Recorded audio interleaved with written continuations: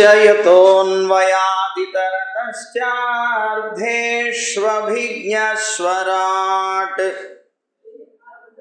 तेने ब्रह्महृदाय आदिकवये मुह्यन्ति यत्सूरयः तेजो वारिमृदां यथा विनिमयो यत्र त्रिसर्गो मृषा धाम्ना स्वेन सदा निरस्तकुहकं सत्यं परं धीमहि धर्मः प्रोज्झितकैतवोऽत्र परमो निर्मत्सराणां सतां वेद्यं वास्तवमत्र वस्तु शिवदं तापत्रयोन्मूलनम् श्रीमद्भागवते महामुनिकृते किं वा परैरीश्वरः सद्यो हृद्यवरुध्यतेऽत्र कृतिभिः शुश्रूषुभिस्तक्षणात् नारायणं नमस्कृत्य नरं चैव नरोत्तमं देवीं सरस्वतीं व्यासं ततो जयमुदीरयेत् यं प्रव्रजन्तमनुपेतमपेतकृत्यं द्वैपायनो विरहकातर आजुहाव पुत्रेति तन्मयतया तरवोऽभिनेदुः तं सर्वभूतहृदयं मुनिमानतोऽस्मि।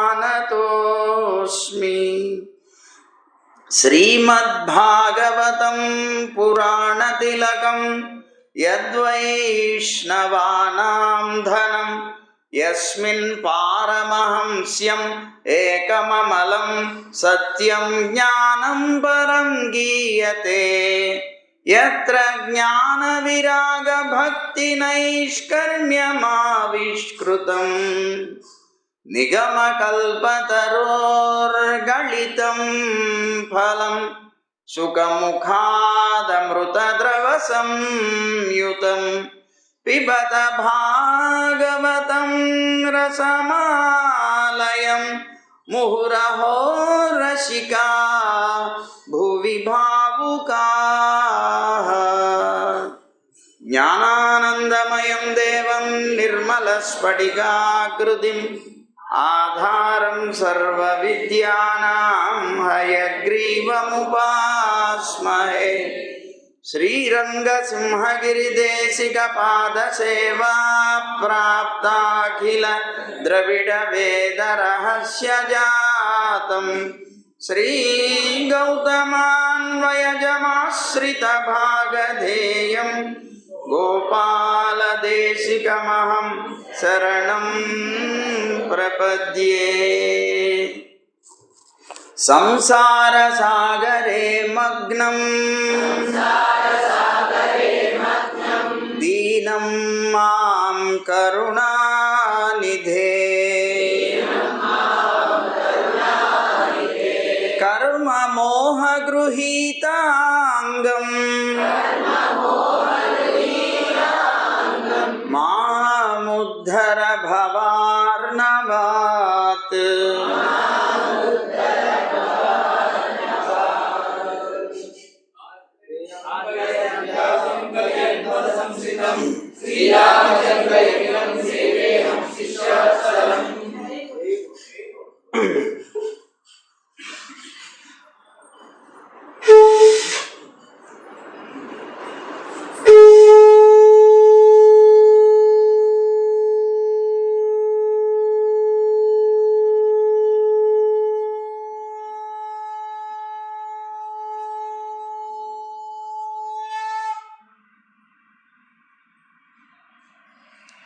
జై గోవింద. మైత్రేయుడు విదురుడికి ఉపదేశం చేస్తూ, ఏమయ్యా, కాల పరిణామాన్ని గురించి నీకు నేను వివరిస్తాను ముందుగా అన్నాడు. ఏమిటి కాలం? ఈ కాలంలో ప్రపంచం యొక్క పరమాణు అవస్థ అంటే సూక్ష్మావస్థ, ఆ సూక్ష్మావస్థని అనుభవించేటువంటి కాలం పరమాణు కాలం అని చెప్పబడుతుంది. దాన్నే సూక్ష్మకాలం అంటారు. సృష్టి నుంచి ప్రళయకాలం దాకా ఉండేటువంటి కాలం అంతా కూడా, అంటే ఆ కాలం లోపల సర్వ అవస్థలను కూడాను అనుభవించేటువంటిది పరమ మహత్తు అని చెప్పబడుతుంది, లేదా స్థూల కాలం అంటారు. అసలు ఈ కాలాన్ని మనం ఎలా నిర్ణయం చేస్తాం? మనం ఏదో నిమిషాలు అంటున్నాం, సెకండ్లు అంటున్నాం, ఏవో అంటున్నాం కదా. ఇది ఎలా నిర్ణయం చేసాం? దాన్ని నిర్ణయం చేయడానికి సూర్యుడు యొక్క గమనం ఏదైతే ఉందో అదే కాలాన్ని నిర్ణయం చేస్తుంది. సూర్య గమనాన్ని బట్టి కాలం అనేటువంటిది విభజింపబడుతుంది గనక, ఇప్పుడు సూర్యుడు ఆయన యొక్క గమనం ఉన్నది. ఆ గమనం ఒక పరమాణువు ఉన్నది. ఆ పరమాణువు అని చెప్పబడేటువంటి దాన్ని ఎంతసేపట్లో దాటుతుందో దాన్ని ఒక కాలంగా నిర్ణయం చేశారు. అలా పరమాణువు ఉండేంత మేర ఎంత కాలంలో అయితే సూర్యుడు ఆక్రమిస్తాడో దాన్ని ఒక కాలంగా నిర్ణయం చేస్తే, ఈ సూర్యుడు 12 రాసుల భూచక్రం అంటారు దీన్ని. ఆ భూచక్రాన్ని అతిక్రమించినటువంటి కాలానికి సంవత్సరం అని పేరు పెట్టారు. సూక్ష్మకాలమేమో పరమాణువు. ఆ పరమాణువుని ఎంతసేపులో అయితే దాటుతాడో దానికి ఒక కాలం, సూక్ష్మకాలం. అదే 12 రాసులలో సూర్యుడి యొక్క గమనం ఎంతకాలం అయితే ఉంటుందో దాన్ని సంవత్సరం అన్నారు. అయితే దీన్ని స్థూలకాలం అని కూడా అంటారు. ఈ స్థూలకాలం ఎప్పటిదాకా? యుగాల దాకా కూడా. ఇప్పుడు చూడండి, యుగాల దాకా లెక్క వేసేటప్పుడు కూడా మనకి సంవత్సరమే ఉపయోగపడుతుంది. ఇన్ని సంవత్సరాలు అని అంటాం. ఇన్ని సంవత్సరాల కాలం అయితే ఒక యుగం, ఇన్ని సంవత్సరాల కాలం అయితే ఒక చతుర్యుగం, ఇలా అంటున్నాం కదా. అంటే ఆ సంవత్సరం అనేటువంటిది మనకి స్థూల కాలంగా చెప్పబడుతుంది. ఇది మన్వంతరాల వరకు ఉంటుంది కాదు, 2 పరార్థాల కాలం వరకు కూడా ఈ సంవత్సరంతోనే లెక్క వేస్తాం. అందువల్ల ఈ సంవత్సర కాలాన్ని మహాకాలం అని కూడా అంటారు. దానికి అదొక పేరు కూడా ఉన్నది. అయితే ఈ కాలంలో ఉండేటువంటి విభిన్నమైనటువంటి అంశాలు చూద్దాం. 2 పరమాణువులు ఏవైతే ఉన్నాయో దీన్ని ఒక అణువు అని అంటాం. 2 పరమాణువులు కలిస్తే ఒక అణువు. 3 అణువులు కలిస్తే ఒక త్రస రేణువు అని అంటారు. 3 అణువులు కలిస్తే ఒక త్రస రేణువు అని అంటారు. ఈ త్రస రేణువు అనేటువంటి దాన్ని ఎలా గుర్తిస్తాం మనం? ఇప్పుడు చూడండి, మన ఇళ్లలో తలుపులకి చిన్న రంధ్రాలు ఉంటాయి. సూర్యుడి యొక్క కిరణాలు దాని మీద పడి లోపలికి అలా ఒక కాంతి వస్తూ ఉంటుంది. మీరు ఎప్పుడైనా ఆ కాంతిని అలా చూస్తే దాంట్లో చిన్న చిన్న చిన్న చిన్న అణువులు కొద్దిగా అలా ఎగురుతూ కనిపిస్తుంది. చూసారా? అది ఒకటి త్రసరేణువు అంటారు దాన్ని. ఈ త్రసరేణువు 3 అణువులు కలవడం వల్ల వచ్చింది. అయితే 3 త్రసరేణువుల్ని సూర్యుడు తన యొక్క గమనం చేత దాటేటువంటి సమయాన్ని ఒక త్రుటి అంటారు. ఒక త్రుటిలో తప్పిపోయిందండి అని అంటుంటారు. చూడండి, త్రుటి అంటే అదనమాట. సరే, 100 త్రుటులు ఒక వేధ, 3 వేధలు ఒక లవం,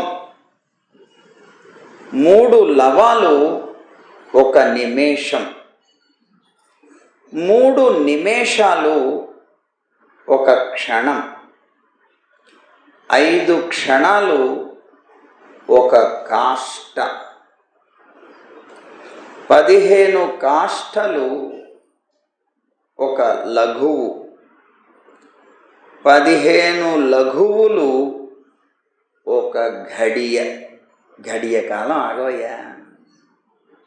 ఘడియ అంటే ఎన్ని నిమిషాలు? 24 నిమిషాలు. 24 నిమిషాలైతే ఒక ఘడియ అంటాం. 2 ఘడియలు ఒక ముహూర్తం. అంటే 48 నిమిషాలైతే ఒక ముహూర్త కాలం. 6 లేదా 7 ముహూర్తాల కాలం ఒక జాము.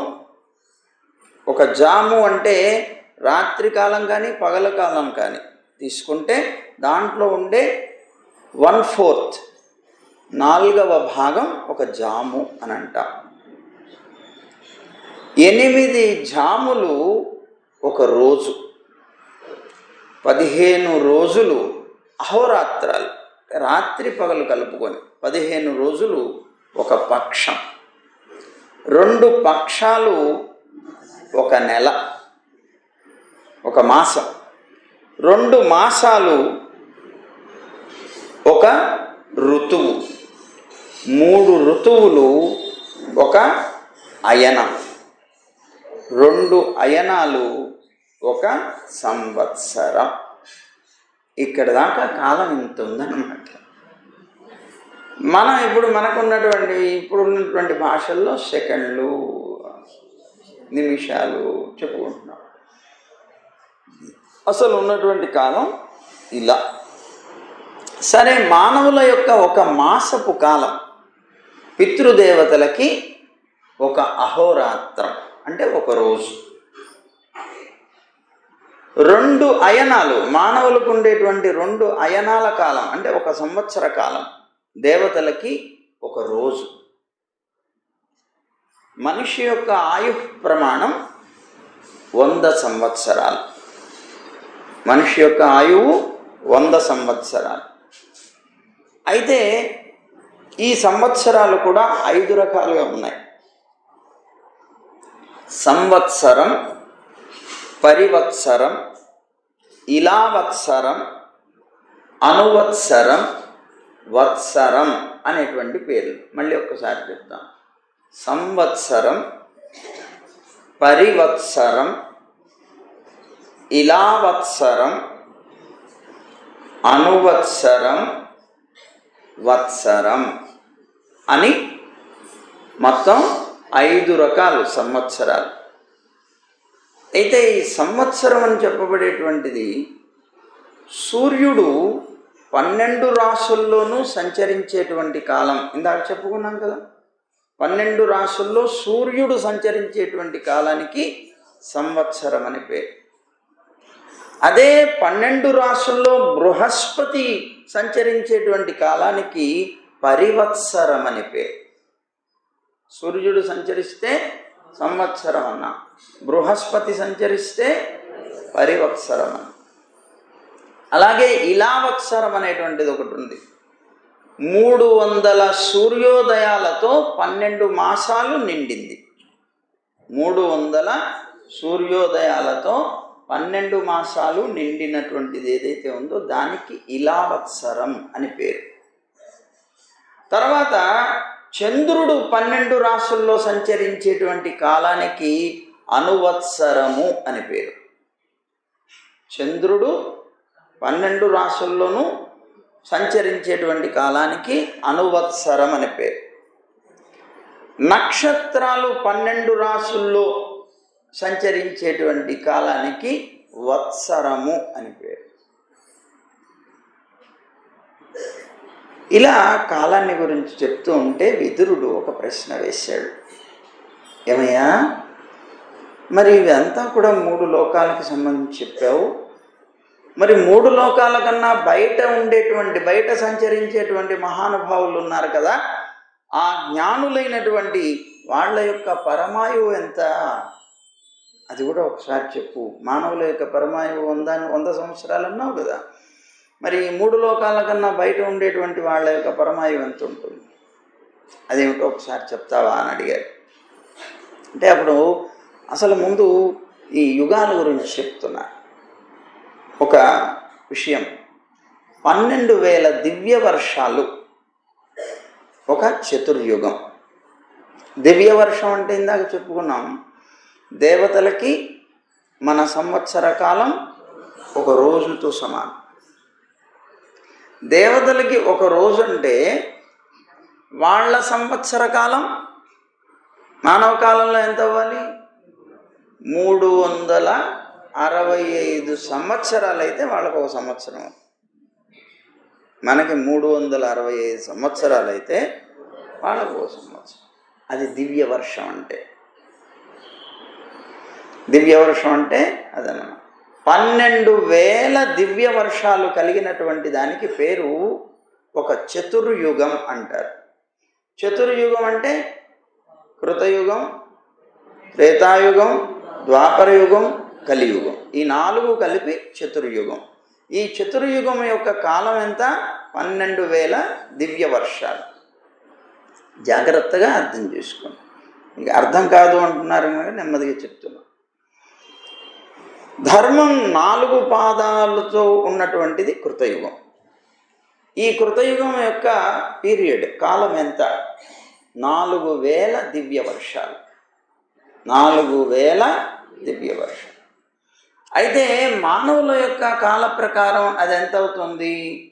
17,28,000 సంవత్సరాలు.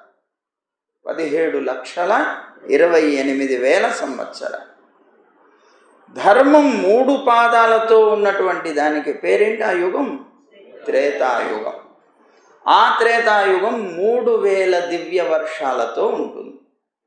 3,000 దివ్య వర్షాలంటే మానవ కాల ప్రకారంగా 12,96,000 సంవత్సరాలు. ఇక ధర్మం 2 పాదాలతో ఉండేటువంటి యుగం ఏది? ద్వాపర యుగం. ఈ ద్వాపర యుగం 2,000 దివ్య వర్షాలు కలిగినది. అంటే 8,64,000 సంవత్సరాలు. ధర్మం 1 పాదంతో ఉన్నటువంటిది కలియుగం. ఈ కలియుగం 1000 దివ్య వర్షాలు. ఎందుకంటే 1000 దివ్య వర్షాలు కాక ఇది 4,000 3,000 అయిందనుకోండి, మన పని ఇంకా అంతే అయిపోయింది. 1000 దివ్య వర్షాలు. చాలా తక్కువ కాలమే కలియుగం పెట్టారు పెరుమాళ్ళ అనుగ్రహంతో. కానీ ఇది తక్కువ కాలం కాదు. మన మానవ కాల ప్రకారంగా 4,32,000 సంవత్సరాలు. కలియుగం యొక్క కాలం 4,32,000 సంవత్సరాలు. అంటే అర్థం, కలియుగం మనకి ప్రారంభమైంది 5,100 సంవత్సరాలు దాటి కొద్దిగా ముందుకి. అంటే ప్రారంభంలోనే ఉన్నాము. కలియుగ ప్రారంభంలోనే ఉన్నాం. 4,32,000 సంవత్సరాలు. మీరు యుగాల యొక్క కాలాన్ని మరి అంతా గుర్తుపెట్టుకోవాలంటే కష్టం కదా. అందుకని ఒక చిన్న టెక్నిక్ జ్ఞాపకం పెట్టుకోండి. కలియుగాన్ని గుర్తుపెట్టుకోండి. కలియుగం ఎంత? 4,32,000 సంవత్సరాలు. దీన్ని ద్వాపర యుగానికి కలపండి, డబల్ అన్నమాట. దీనికి మళ్ళీ కలియుగం పీరియడ్ కలపండి, మళ్ళీ దీనికి కలియుగం పీరియడ్ కలపండి, అయిపోయింది. అర్థమైందా? అంటే అర్థం ఏంటి? ఒక్కొక్క కలియుగం పీరియడే కలుస్తున్నాయి. అంటే 4 రెట్లు అన్నమాట. అట్లా జరిగింది. సరే, మొత్తం మీద మరి ఇప్పుడు కూడితే ఎంత అయింది? 4,000, 3,000, 2,000, 1,000. ఎన్ని? 10,000 అయ్యాయి. కానీ 12,000 దివ్య వర్షాలు అన్నారు కదా ఒక చతుర్యుగం అంటే. మరి మిగిలినటువంటి 2,000 చతుర్యుగాలు సంధికాలం అంటారు. సంధికాలం అంటే ఒక యుగానికి ఇంకో యుగానికి మధ్య ఉంటే. ఇప్పుడు మనం చూడండి, పగలు వెళ్ళిపోయి రాత్రి వచ్చేప్పుడు సంధ్యాకాలం అంటే, సంధ్యాకాలం అంటే సంధికాలం. ఆ కాలం ఏదైతే ఉన్నదో అదన్నమాట. దానికి అలా సంధి కాలాలుగా 2000 దివ్య వర్షాలు. మొత్తం కలిపి 12,000 దివ్య వర్షాలు ఒక చతుర్యుగం. సరే, ఇలాంటి 1000 దివ్య వర్షాలైతే చతుర్ముఖ బ్రహ్మకి ఒక పగలు. ఇలాంటి 1000 చతుర్యుగాలైతే, యుగాలు కాదు అంటే అర్థం ఏంటి? 4000 యుగాలు. 1000 చతుర్యుగాలైతే బ్రహ్మగారికి ఒక పగలు, 1000 చతుర్యుగాలైతే బ్రహ్మగారికి ఒక రాత్రి. అంటే ఇప్పుడు 2000 చతుర్యుగాలైతే చతుర్ముఖ బ్రహ్మకి ఒక రోజు. ఇలా వేసుకుంటే ఆయనకు కూడా 100 సంవత్సరాల ఆయుష్యే. మనకిలాగా 100 సంవత్సరాల ఆయుష్. ఇలా వేసుకుంటే ఆయన ఆయుష్ ఎంత పెద్దది చెప్పండి. అట్లా అన్నమాట. అయితే ఆయన రాత్రి కాలంలో ఆయన నిద్రపోతారు. మళ్ళాగానే ఆయన నిద్రపోయాడంటే ప్రళయమే. అంటే అర్థం ఏంటి? చతుర్ముఖ బ్రహ్మ ఎప్పుడైతే నిద్రపోతాడో అప్పుడు ప్రళయం వస్తుంది. మనమైనా అంతే. ప్రళయంలో ఏముంటుంది? ఏ విధమైన కర్మలు ఉండవు, అన్నీ సమానంగా ఉంటాయి. ఇప్పుడు మనం నిద్రపోయాం అనుకోండి, గాఢ నిద్రలో ఉన్నాము, ప్రళయమే అది. ఏమీ తెలియదు, ఏమీ లేదు. అంత మనకుండే గుణాలన్నీ కూడాను ఏమీ ప్రకోపించవు కదా, అలా ఉండిపోయాయి. నిద్ర కూడా ఒక ప్రళయం లాంటిది. సరే, మొత్తం మీద ఇక్కడ రాత్రి ఆయనకి, ఆ రాత్రి గడిచిపోయిన తర్వాత ఆయన నిద్రలేచి సృష్టి ప్రారంభిస్తే బ్రహ్మకల్పము అంటారు. దాన్ని బ్రహ్మకల్పం ప్రారంభం అవుతుంది. బ్రహ్మగారికి రాత్రి వస్తే ప్రళయం అవుతుంది. బ్రహ్మగారికి ఒక పగటి కాలం అంటే 1000 చతుర్యుగాల కాలం గడిస్తే దాంట్లో 14 మన్వంతరాల కాలం గడుస్తుంది. 14 మనువులు పరిపాలన చేస్తారు. చతుర్ముఖ బ్రహ్మ యొక్క ఒక పగటి కాలంలో 14 మనువులు పరిపాలిస్తారు. మన్వంతరాలు ఉంటాయన్నమాట. ఒక్కొక్క మనువు పరిపాలించేది 71 చతుర్యుగాలు.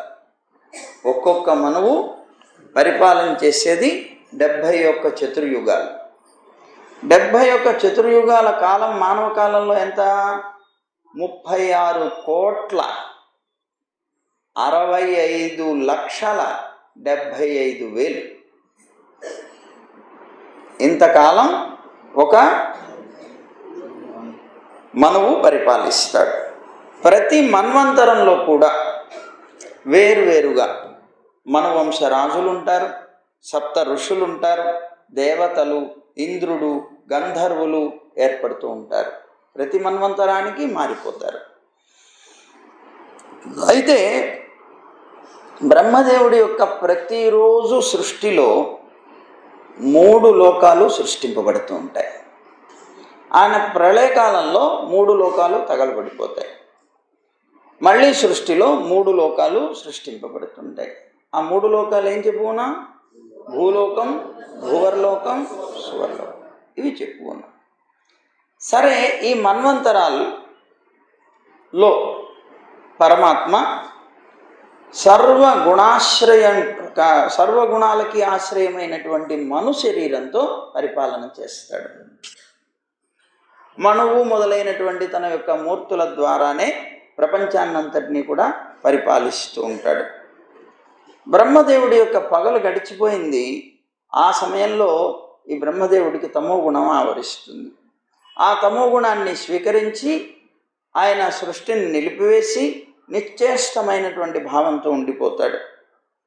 ఆ సమయంలో సూర్యచంద్రులు ఇద్దరూ లేనటువంటి ఒక ప్రళయకాలం వచ్చేస్తుంది, రాత్రి వస్తుంది.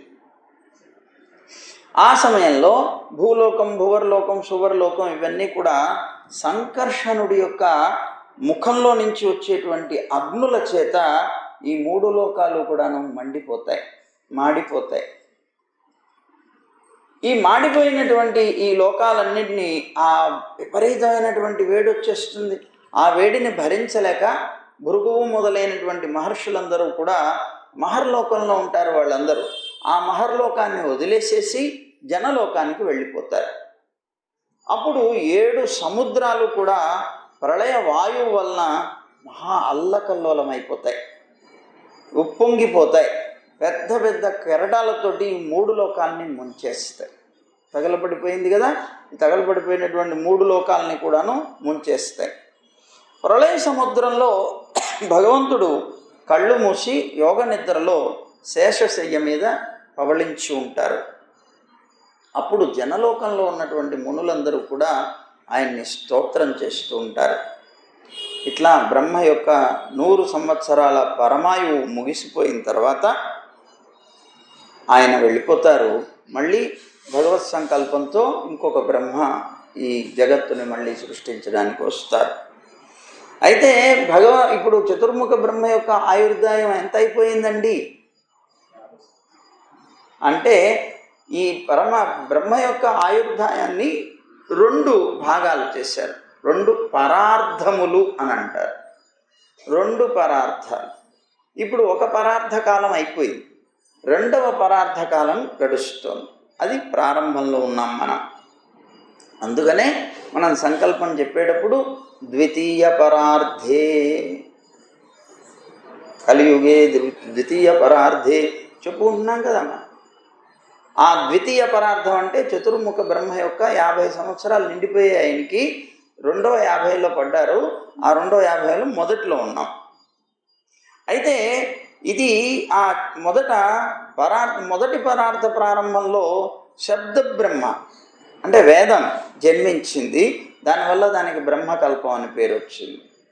ఆ తర్వాత చతుర్ముఖ బ్రహ్మ కూడా ఆవిర్భవించారు.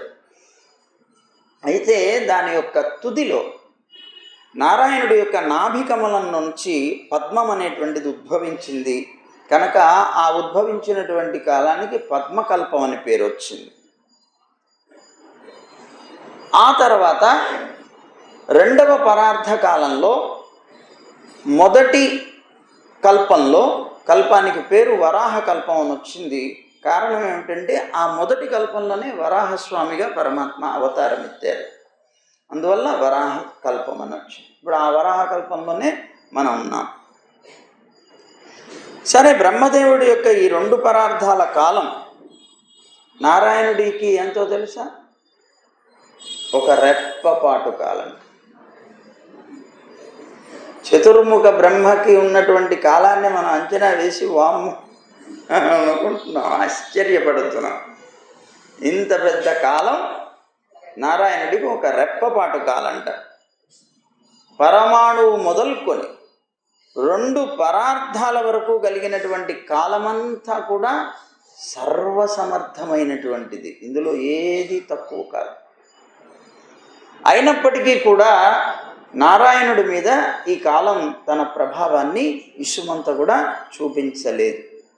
కానీ జీవులందరి మీద మాత్రం అధికారాన్ని చూపించగలుగుతుందిట.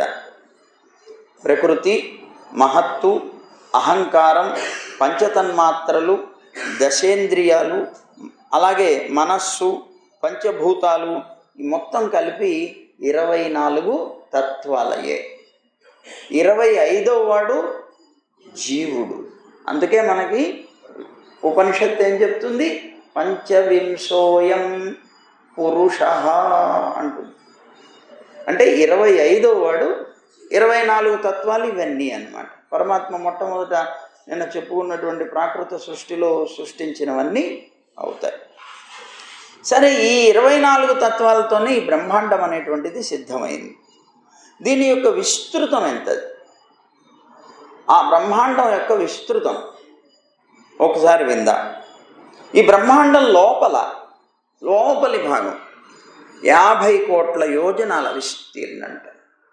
లోపల ఉండేది 50 కోట్ల యోజనాల విస్తీర్ణం.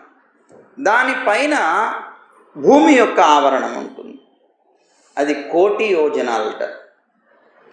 అలాగే దానిపైన నీరు 10 కోట్ల యోజనాలు, దానిపైన తేజస్సు 20 కోట్ల యోజనాలు, దానిపైన గాలి వాయువు 30 కోట్ల యోజనాలు, అలాగే దానిపైన ఆకాశం 40 కోట్ల యోజనాలు, దానికి పైన అహంకారం 50 కోట్ల యోజనాలు, దానికి పైన మహత్తత్వం 60 కోట్ల యోజనాలు. ఇవన్నీ కలిపి ఒక బ్రహ్మాండమైంది. ఇలాంటి బ్రహ్మాండాలు పరమాణువుల్లాగా సృష్టించేట పరమాత్మ. ఇలాంటి బ్రహ్మాండాలు ఆయన ఒక్కొక్క రోమకూపంలో ఒక్కొక్కటి ఉంటుంది. రోమకూపం అంటే ఇప్పుడు ఉండే వెంట్రుక ఉంది కదా చేతి మీద, ఆ ఉన్నటువంటి వెంట్రుక ఎక్కింది ఇలా ఇలా పైకి లాగితే చూడండి చిన్న దాని మూలం వస్తుంది, అదొక బ్రహ్మాండం. భగవంతుడి యొక్క ఒక్కొక్క రోమకూపంలో ఒక్కొక్క బ్రహ్మాండం. ఆ బ్రహ్మాండం యొక్క విస్తీర్ణం విన్నారు కదా, ఇంత అన్నమాట. సరే, ఇక సృష్టి విస్తారాన్ని గురించి అడిగాడు విదురుడు.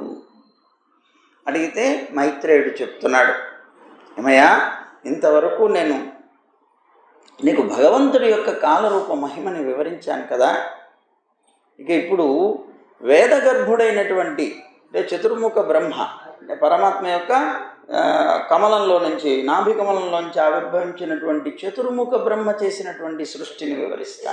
ఇప్పటిదాకా పరమాత్మ చేసిన సృష్టి ఇదంతా, బ్రహ్మాండాన్ని కూడా పరమాత్మే కదా సృష్టించి. ఇక్కడి నుంచి ఇంకా చతుర్ముఖ బ్రహ్మ యొక్క సృష్టి ఏమిటో దాన్ని ఏమన్నా వైకృత సృష్టి. అదిగో అదేమిటి చెప్తాను విను. మొట్టమొదట చతుర్ముఖ బ్రహ్మ స్వరూపాన్ని కప్పివేసేటువంటి తమస్సుని సృష్టించాడు. ఆ తర్వాత మోహాన్ని అంటే శరీరాత్మ భ్రాంతిని సృష్టించాడు. ఆ తర్వాత మహామోహాన్ని అంటే ఇచ్ఛ, భోగేచ్ఛ, భోగాలు అనుభవించాలనేటువంటి కోరికని సృష్టించాడు.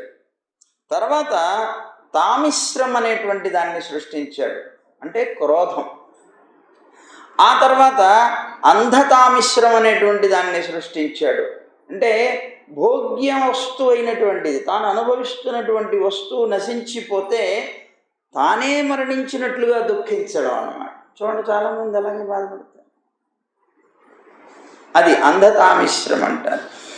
అలాంటి అజ్ఞాన వృత్తుల్ని సృష్టించాడు మొట్టమొదట. కానీ దానికి ఏం ఆనందం అనిపించదు. ఇదేంటి మొదట ఇలాంటివి సృష్టించాను అనుకున్నాడు. ఇదంతా పాపమయమైనటువంటి సృష్టి కదా అని అసంతుష్టుడయ్యాడు.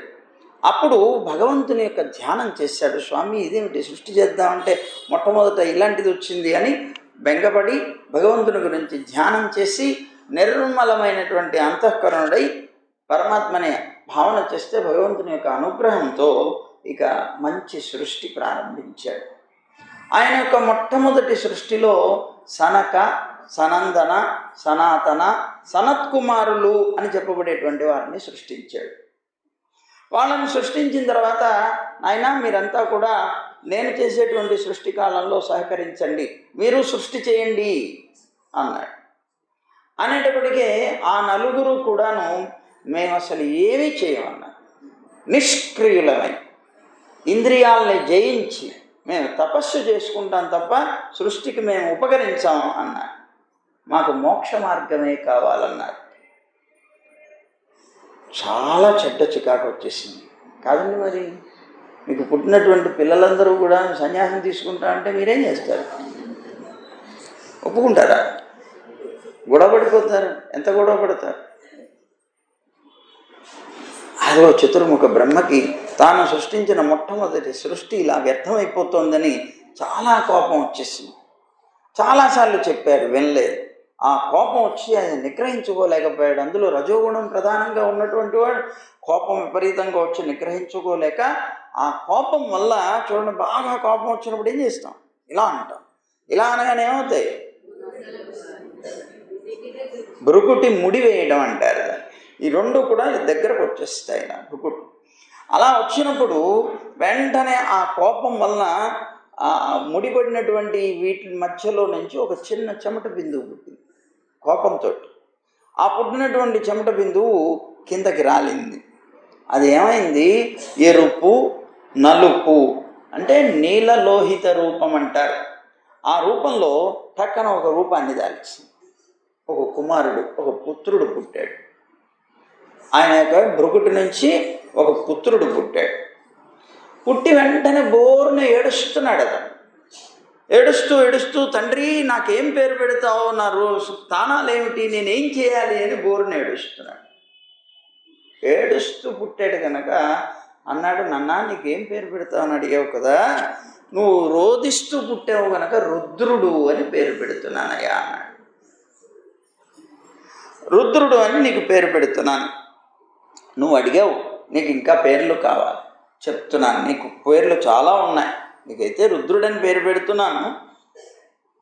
నువ్వు ఉండేటువంటి స్థానాలు ఉన్నాయి: హృదయం, ఇంద్రియాలు, ప్రాణాలు, ఆకాశం, వాయువు, అగ్ని, జలం, పృథివీ, సూర్యుడు, చంద్రుడు, అలాగే తపస్సు అనేటువంటి స్థానాలు ఏవైతే ఉన్నాయో అవి నీ యొక్క స్థానాలుగా నేను ఏర్పాటు ముందుగానే చేసి పెట్టాను కనుక అవి నీ స్థానాలు అవుతాయి, నువ్వు వాటిలో ఉండవచ్చు అన్నాడు.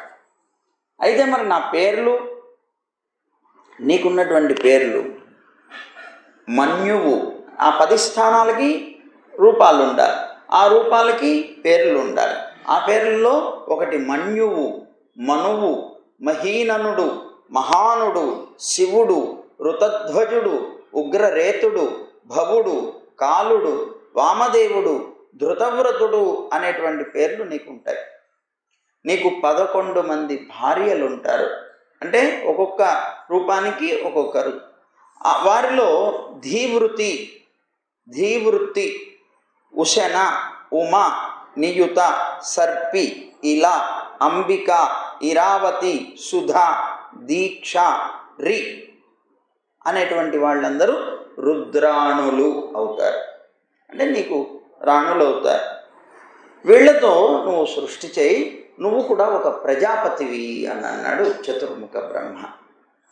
అనేటప్పటికీ బ్రహ్మగారి యొక్క ఆదేశం, తండ్రి గారు కదా, మరి రుద్రుడికి చతుర్ముఖ బ్రహ్మ తండ్రి అవుతున్నాడు కనుక తండ్రి యొక్క ఆజ్ఞ ఎప్పుడు కూడా ఉల్లంఘించడానికి వీల్లేంది కనుక ఆయన అలాగే అన్నాడు. వెళ్ళి తనని పోలినటువంటి వారిని సృష్టించాడు. రుద్రుని వల్ల కలిగినటువంటి రుద్ర గణాలు అవన్నీ కూడా లోకాన్నంతటినీ భక్షించేస్తున్నాయి, అల్లకల్లోలం చేసి పెడుతున్నాయి. అది చూసేటప్పటికే చతుర్ముఖ బ్రహ్మకి కంగారు పుట్టింది. వెంటనే రుద్రుడిని పిలిచి, ఓయ్ రుద్ర, అయినా నీ పుత్రులు నన్ను 4 దిక్కుల్ని అంతటినీ కూడా నువ్వు సర్వనాశనం చేసేవాళ్ళలాగా ఉన్నారు, భస్మం చేసేలాగా తోస్తోంది కనుక ఇంకా నువ్వు సృష్టి చేయటం మానే అన్నాడు. ప్రాణులందరి యొక్క సుఖం కోసం నువ్వు తపస్సు చేయి అన్నాడు. ఆ తపస్సు వల్ల నారాయణుణ్ణి నువ్వు పొందగలుగుతావు అన్నాడు. అప్పుడు రుద్రుడు అలాగే అని తండ్రి యొక్క ఆజ్ఞని పాలించి వెంటనే అతనికి ప్రదక్షిణ చేసి తపస్సు కోసం అడవికి వెళ్ళిపోయాడు. ఆ తర్వాత చతుర్ముఖ బ్రహ్మ 10 మందిని సృష్టించాడు. వాళ్ళు బ్రహ్మదేవుడి యొక్క శరీరం నుంచి పుట్టారు. దేహం నుంచి, ముందు సృష్టి అంతా ఆయన శరీరం నుంచి జరిగింది. అయితే ఈ పుట్టినటువంటి వాళ్ళల్లో నారదుడు ఒడి నుంచి పుట్టాడు, ఆయన యొక్క ఒడి నుంచి పుట్టాడు, ఒళ్ళో నుంచి. అలాగే దక్షుడు బ్రొటన వేలు నుంచి పుట్టాడు. అలాగే వశిష్ఠుడు ఆయన ప్రాణం నుంచి పుట్టాడు. అలాగే భృగువు ఆయన చర్మం నుంచి పుట్టాడు. క్రతువు ఆయన చేతిలో నుంచి పుట్టాడు. పులహుడు నాభి నుంచి పుట్టాడు. పులశ్చుడు చెవి నుండి, అంగిరసుడు ముఖం నుంచి, అత్రి నేత్రాల నుంచి, మరీచి మనస్సు నుంచి పుట్టాడు. ఇలా ఈ ఋషులు ముందు 10 మంది ఋషులు వారి యొక్క శరీరంలో ఉండే వివిధమైనటువంటి అంగాల నుంచి ఉద్భవించారు. వీళ్ళు కాకుండా చతుర్ముఖ బ్రహ్మ యొక్క శరీరం నుంచి ఇంకా అనేకం పుట్టాయి. అవేమిటి అని అంటే, ధర్మం ఆయన యొక్క రొమ్ము నుంచి పుట్టింది, అధర్మం ఆయన పృష్ఠభాగం నుంచి పుట్టింది, అందుకే అధర్మం నుంచి మృత్యువు పుట్టింది. కామం ఆయన హృదయంలో నుంచి పుట్టింది, క్రోధం కనుబొమ్మల్లో పుట్టింది, లోభం అధరంలో, వాక్యం నోట్లో, సముద్రాలు లింగంలో, నిరుతి గుహ్య ప్రదేశంలో. అంటే నిరుతి అనేటువంటి వాడు చాలా పాపాత్ముడు, తను రాక్షసుడు, రాక్షస రాజు కూడా. కర్దముడు ఆయన యొక్క ఛాయ నుంచి కర్దముడు పుట్టాడు. అలాగే ఆయన యొక్క హృదయం నుంచి ఓంకారం పుట్టింది. ఆయన యొక్క రోమాల్లో నుంచి ఉష్ణిక్కు అనేటువంటి ఒక ఛందస్సు పుట్టింది. ఆయన యొక్క చర్మం నుంచి గాయత్రి అనేటువంటి ఛందస్సు పుట్టింది. ఆయన నరాల నుంచి త్రిష్టుప్పు అనేటువంటి గాయత్రి ఛందస్సు పుట్టింది. ఆయన యొక్క ఎముకల నుంచి జగతి అనేటువంటి ఛందస్సు పుట్టింది. ఆయన మూలుగుల్లో నుంచి పంక్తి అనేటువంటి ఛందస్సు పుట్టింది. ఆయన ప్రాణం నుంచి బృహస్పతి అనేటువంటి ఛందస్సు. అలాగే ఆయన యొక్క క్రీడ వలన షడ్జమ స్వరాలు పుట్టాయి. మన సంగీతంలో ఉన్నాయి ఆ స్వరాలన్నీ కూడా పుట్టాయి. క చ త క చ ట త ప అంటాం కదా, ఆ వర్గాలు ఏవైతే ఉన్నాయో అవి స్పర్శ వర్ణాలు, ఇవన్నీ కూడా బ్రహ్మకి జీవం అయ్యాయట. స్వరవర్గాలైనటువంటి ఆ ఆ అని మొదలైనటువంటివి ఏవైతే ఉన్నాయో అతని యొక్క శరీరం అయ్యాయట. ఊష్మవర్ణాలు అని అంటారు, శేష సాహ అని, అవన్నీ కూడా ఆయన యొక్క ఇంద్రియాలు అయ్యాయట. అంతస్థ వర్గాలైనటువంటి యా రా లా వా అనేటువంటివి ఆయన యొక్క బలం అయ్యాయట. ఇలాగా ఆయన నుంచి అనేకమైనటువంటివి పుట్టాయి. సరే, బ్రహ్మ తామస సృష్టి చేసిన తర్వాత మళ్ళీ తాను ఏదో బాధపడి మంచి సృష్టిలు చేస్తూ ఉన్నప్పుడు ఆయన సృష్టించట ఒక కన్యని. ఆ కన్యను సృష్టించి ఆమె యొక్క సౌందర్యానికి ఆయనే మోహించి మళ్ళీ ఆమెను వివాహం చేసుకోవాలనుకున్నాడు. అప్పుడు తన సంతానం 10 మందిని ఆయన తన యొక్క శరీరం నుంచి ఉద్భవింపజేశాడు కదా. వాళ్ళని పిలిచి వాళ్ళని అడిగేట, ఏమయ్యా నేను వివాహం ఆడదాం అనుకుంటున్నాను, దాని గురించి మీ యొక్క ఆలోచన ఏమిటన్నాడు. అంటే అప్పుడు బ్రహ్మదేవుడికి వాళ్ళందరూ చెప్పారట, నువ్వు సరస్వతిని చూసి కామాతురుడు అయ్యావు, కానీ సరస్వతి అంగీకరించలేదు. ఆ పరిస్థితిని వాళ్ళు ఆలోచన చేసి తల్లిదండ్రులకి, అదే తండ్రికి ఆ పిల్లలందరూ కూడా చెప్పారట, నువ్వు చెడు నడత కలిగినటువంటి వాడివి, నువ్వు కన్నటువంటి స్త్రీని నువ్వు వివాహం చేసుకోవాలనుకుంటున్నావు, కానీ ఇది తప్పు తండ్రి అని సవినయంగా బోధించారట. బోధిస్తూనే దానమన్నారట, ఇంతకు పూర్వం అనేక మంది బ్రహ్మలు పరిపాలించారు ఈ జగత్తుని, కానీ ఏ బ్రహ్మ కూడా ఇలాంటి పని చెయ్యలేదు. ఉత్తమోత్తమైనటువంటి స్థితిలో ఉన్నటువంటి నీకు ఈ పని తగింది కాదు అని అన్నారట. తన పుత్రులే తమకి ఇలా బుద్ధి చెప్పడం చేత సిగ్గుపడిపోయాడు చతుర్ముఖ బ్రహ్మ. ఉత్తర క్షణంలో ఇలాంటి ఘోరమైనటువంటి శరీరంతో నేను ఇంకా ఉండకూడదు అనుకున్నాడు. వెంటనే ఆ శరీరాన్ని విడిచేశాడు. ఘోరమైనటువంటి ఆ శరీరాన్ని దిశలు మోసుకుపోయాయి. ఆ దిశలు మోసుకుపోయాయి. ఆ శరీరమే ఇప్పటికీ అప్పుడప్పుడు కనిపిస్తుంటుంది. మన పొగమంచు అంటారు, అది పొగమంచు అయిందిట. ఆ తర్వాత చతుర్ముఖ బ్రహ్మ ఇంకొక శరీరాన్ని ధరించాడు. సరే, ఆ శరీరాన్ని ధరించిన తర్వాత సృష్టి చేయటం ఎట్లాగా? ఇంతకు పూర్వం సృష్టి చేసింది మళ్ళీ చేయాలి కదా, ఇప్పుడు కల్పం ఇంకో కల్పం, ఇంతకుముందు సృష్టి చేసాం, ఎలా చేయాలి అని ఆలోచన చేస్తున్నప్పుడు ఆయన యొక్క 4 ముఖాల నుంచి 4 వేదాలు పుట్టేట. తూర్పు ముఖం నుంచి ఋగ్వేదం పుట్టింది. ఆయన యొక్క దక్షిణ ముఖం నుంచి యజుర్వేదం, పశ్చిమ ముఖం నుంచి సామవేదం, అలాగే ఉత్తర ముఖం నుంచి అధర్వణ వేదం పుట్టాయి. దాని తర్వాత ఇంకా పుట్టినటువంటివన్నీ కూడా మన శ్రీమద్ భాగవతంలో చెప్తున్నారు, ఏ ముఖం నుంచి ఏమేమి ఉద్భవించాయని.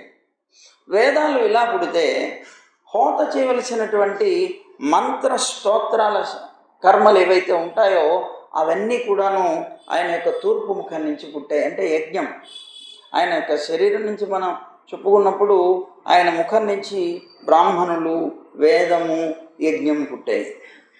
ఆ పుట్టినటువంటి ఆ యజ్ఞ సంబంధమైనటువంటి కర్మలు ఒక్కొక్క ముఖం నుంచి ఒక్కొక్కటి పుట్టాయి. అధ్వర్యుడు చేయవలసినటువంటి యజ్ఞకర్మ ఏదైతే ఉన్నదో ఆయన యొక్క దక్షిణ ముఖం నుంచి పుట్టింది. అలాగే ఉద్గాత చేయవలసినటువంటి స్తుతి స్తోమకర్మ ఏవైతే ఉన్నాయో అవన్నీ కూడా ఆయన యొక్క పశ్చిమ ముఖం నుంచి పుట్టాయి. అలాగే ఆయన యొక్క ఉత్తర ముఖం నుంచి బ్రహ్మ చేయవలసినటువంటి, అంటే యజ్ఞ బ్రహ్మ అని ఉంటారు, ఆ యజ్ఞ బ్రహ్మ చేయవలసినటువంటి ప్రాయశ్చిత్త కర్మలు ఏవైతే ఉంటాయో అవన్నీ కూడా ఆయన యొక్క ఉత్తర ముఖం నుంచి పుట్టాయి. అలాగే ఆ చతుర్ముఖ బ్రహ్మ యొక్క తూర్పు ముఖం నుంచి ఆయుర్వేదం అనేటువంటిది వచ్చింది. ఆయన యొక్క దక్షిణ ముఖం నుంచి ధనుర్వేదం అనేటువంటిది పుట్టింది. అలాగే పశ్చిమ ముఖం నుంచి గాంధర్వ వేదం పుట్టింది. ఆయన యొక్క ఉత్తర ముఖం నుంచి స్థాపత్య వేదం, అంటే విశ్వకర్మ చేసేటువంటి ఆ వేదం పుట్టింది. అలాగే తూర్పు ముఖం నుంచి షోడశి ఉక్త యజ్ఞాలు పుట్టాయి. అంటే యజ్ఞాంగ కర్మ విశేషం. ఇవన్నీ వినండి ప్రశాంతంగా, అంతే, మీకు తెలియదు కదా. సరే, ఆ దక్షిణముఖం నుంచి చయనం అగ్నిష్టోమ యజ్ఞాలు పుట్టాయి. అలాగే పశ్చిమ ముఖం నుంచి ఆప్తోర్యామ అతిరాత్రి అని చెప్పబడేటువంటి యజ్ఞాలు పుట్టాయి. ఆయన యొక్క ఉత్తర ముఖం నుంచి గోసవం వాజపేయం అనేటువంటి యజ్ఞాలు పుట్టాయి. ఆయన యొక్క తూర్పు ముఖం నుంచి విద్య అంటే శౌచం పుట్టింది. అలాగే దక్షిణ ముఖం నుంచి దానం పుట్టింది. పశ్చిమ ముఖం నుంచి తపస్సు, అలాగే ఉత్తర ముఖం నుంచి సత్యం.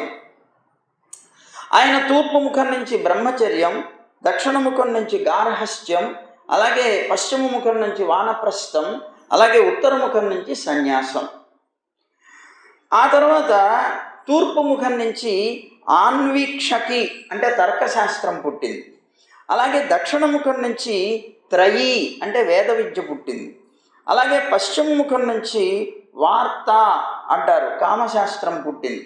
అలాగే ఉత్తర ముఖం నుంచి దండనీతి అర్థశాస్త్రం పుట్టింది. ఆ తర్వాత మనం అనుకునేటువంటి ఇప్పుడు గాయత్రి మంత్రంలో ఉండేటువంటి వ్యాహృతులు ఏవైతే ఉన్నాయో భూ భువః శువః మహః స్వహః అనేటువంటి వ్యాహృతులు ఏవైతే ఉన్నాయో ఇవన్నీ కూడా ఆయన 4 ముఖాల నుంచి ఆవిర్భవించాయి. ప్రణవం ఓంకారం ఆయన హృదయం నుంచి ఉత్పన్నమైంది. ఆయన రోమాల నుంచి ఉష్ణిక్కు, ఆ యొక్క త్వక్కు నుండి గాయత్రి, మాంసం నుంచి త్రిష్టుపు, స్నాయువు నుంచి అనుష్టుపు, అస్తులు అంటే ఎముకల నుంచి జగతి, ఇందాక చెప్పుకున్నాం మనం. అలాగే మజ్జ ఎముకల్లో ఉండేటువంటి జిగురు నుంచి పంక్తి, ఇట్లాంటివన్నీ కూడా ఛందస్సులన్నీ పుట్టాయి. అయితే ఆ ప్రజాపతి యొక్క జీవం నుంచి కకారం నుండి మకారం వరకు కలిగినటువంటి స్పర్శ వర్ణాలు ఇవన్నీ కూడా ఆవిర్భవించాయి. ఇందాక చెప్పుకున్నటువంటి అవన్నీ అందులో వారి యొక్క అవయవాల నుంచి వచ్చాయి. ఆ తర్వాత సప్తస్వరాలు అంటున్నాం మనం. సప్తస్వరాలు ఇందాక చెప్పుకున్నాం కదా. ఆ వచ్చినటువంటి ఆ సప్తస్వరాలు నిషాదము, వృషభము, గాంధారము, షడ్జము, అలాగే మధ్యమము, దైవతము, పంచమములు అని చెప్పబడేటువంటి సప్తస్వరాలు ఆవిర్భవించాయి. అయితే మనం ఇప్పుడు చెప్పుకున్నాం బ్రహ్మచర్యం, గార్హస్థ్యం, వానప్రస్థం, సన్యాసం. ఈ సన్యాసం వీటిలో కూడా ఈ 4 ఆశ్రమ ధర్మాల్లో కూడాను మళ్ళీ కొన్ని విభాగాలు ఉన్నాయి. వాటిని గురించి కూడా చెప్తున్నారు. బ్రహ్మచర్యం అనేటువంటిది దగ్గరగా 4 రకాలుగా ఉన్నది. ఒకటి సావిత్రం అంటారు, రెండవది ప్రాజాపత్యం అంటారు, మూడవది బ్రహ్మము అని అంటారు, బ్రాహ్మము అంటారు, నాలుగవది బృహత్తు అని అంటారు. 4 ఉన్నాయి. అందులో సావిత్రం అనేటువంటిది ఉపనయనం అయిన తర్వాత గాయత్రి అధ్యయనం కోసమని సుమారు 3 రోజుల పాటు చేసేటువంటి ఒక వ్రతం, దాన్ని సావిత్రం అంటారు. ఉపనయనం అయిన తర్వాత గాయత్రి అధ్యయనం కోసం 3 రోజుల పాటు ఒక వ్రతం చేయాలి. ఆ వ్రతానికి పేరు సావిత్రం.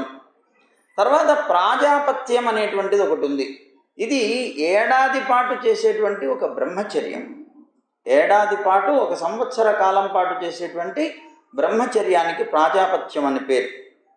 బ్రాహ్మము అనేటువంటిది ఒకటి ఉంది. అది వేదాధ్యయనం పూర్తి అవ్వేంత మటుకు చేసేటువంటి బ్రహ్మచర్యం అన్నమాట. బృహత్తు అనేటువంటిది ఉంది. అది జీవితాంత బ్రహ్మచర్యం. జీవితాంతము బ్రహ్మచర్యంగా ఉండడం అనేటువంటిది బృహత్తు. ఇప్పుడు అది భీష్మ పితామహుడు చేసిందన్నమాట. అలాగే గార్హస్థ్యం. ఈ గార్హస్థ్యంలో 4 ఉన్నాయి, మళ్ళీ 5 ఉన్నాయి దగ్గర. వార్త, సంచయనం, శాలీనం, శిల, ఉంచవృత్తి అని. ఈ వార్త అనేటువంటిది కృషి, గోరక్ష, వాణిజ్యం మొదలైనటువంటి వాటిని తెలియజేస్తుంది వార్త.